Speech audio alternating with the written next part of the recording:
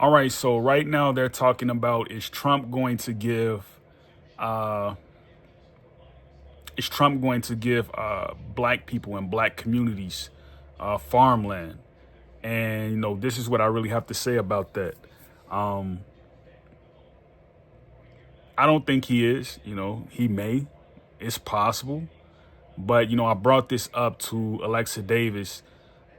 She's a council member assistant for Detroit. I brought this up to. I said, well, does the city mayor Mike Duggan, do they have any idea of, do they want to resegregate? Do they want to um, reorganize, black residents who are in Detroit?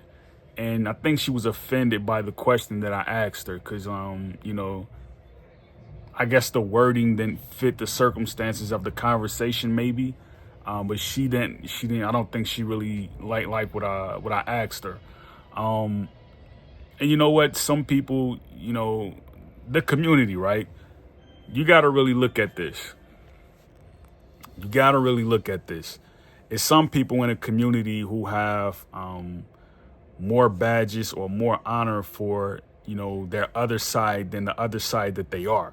You'll have a lot of people who are in a community who may be biracial and they don't necessarily care, like, you know, they don't care if black people get paid, or they don't care about any of that, right? And, I want to say this. I'm not necessarily looking for,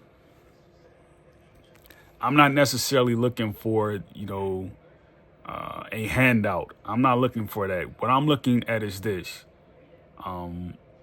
Farmers have to survive. They have to live on.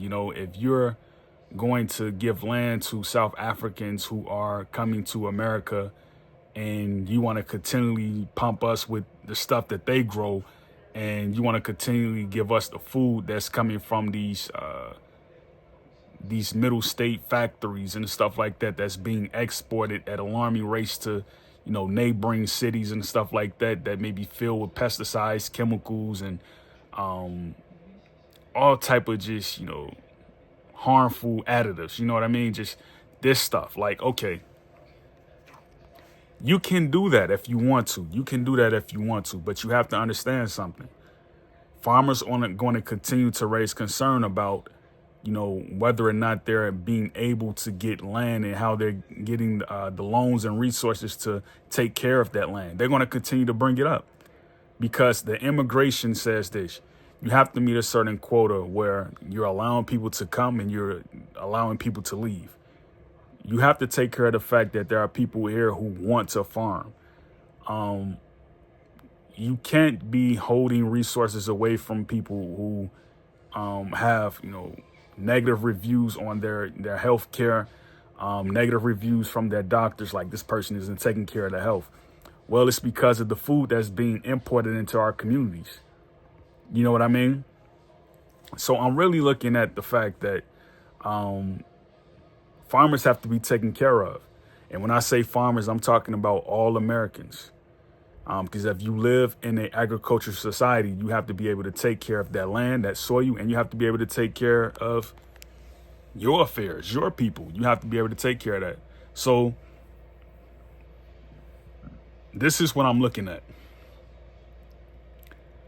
If Trump is going to say, resettle black people in the Alleghenies, resettle people in the Kakaski, resettle people near the El Paso, resettle the people, give them the equipment, let them farm, let them aggregate,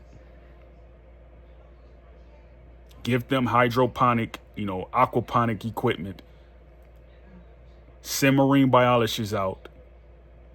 We're going to give them everything that they need so they can take care of their land, their previous soil, their ancestral land. We're going to give them everything that they need.